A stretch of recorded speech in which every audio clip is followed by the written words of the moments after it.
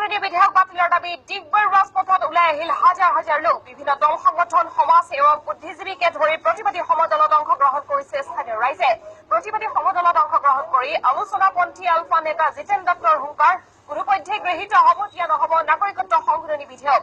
প্ৰয়োজন হলে যুদ্ধবিৰতি ভংগ কৰি যুৱ প্ৰজন্মক লগত লৈ পুনৰ সশস্ত্ৰ সংগ্ৰামৰ মাজলৈ যোৱাৰ হুংকাৰ দিছে জিতেন দত্তই।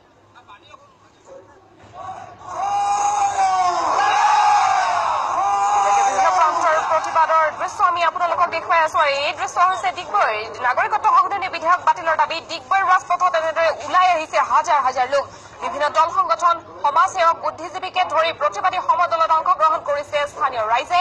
প্ৰতিবাদী সমদলত অংশগ্ৰহণ কৰি আলোচনাপন্থী আলফা নেতা জিতেন দত্তৰ হুংকাৰ, কোনোপধ্যে গৃহীত হ'ব দিয়া নহ'ব নাগৰিকত্ব সংশোধনী বিধেয়ক আৰু প্ৰয়োজন হলে যুদ্ধবিৰতি ভংগ কৰি যুৱ প্ৰজন্মক লগত লৈ পুনৰ সশস্ত্ৰ সংগ্ৰামৰ মাজলৈ উভতি যোৱাৰ হুংকাৰ প্ৰদান কৰিছে জিতেন দত্তই।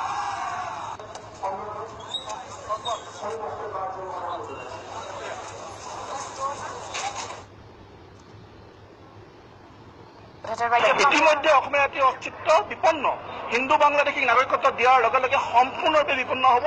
গতিকে ইয়াৰ বিৰুদ্ধত শুনানি নহয়, শুনানিত অংশগ্ৰহণ কৰিলে সমস্যা সমাধান নহয়। ইয়াৰ বিৰুদ্ধত আমি জংগী গণ আন্দোলন সৃষ্টি কৰিব লাগিব।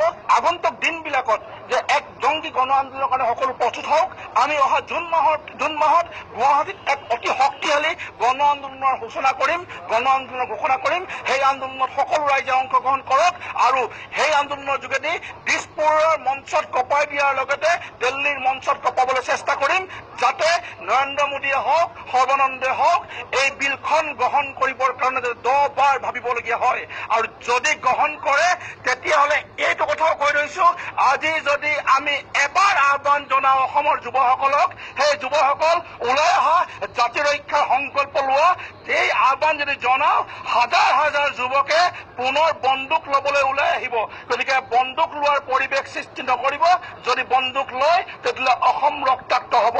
এই ঘোষণা আমি ইয়াৰ পৰাই দিছপুৰ আৰু দিল্লীক জনাই দিব বিচাৰিছো।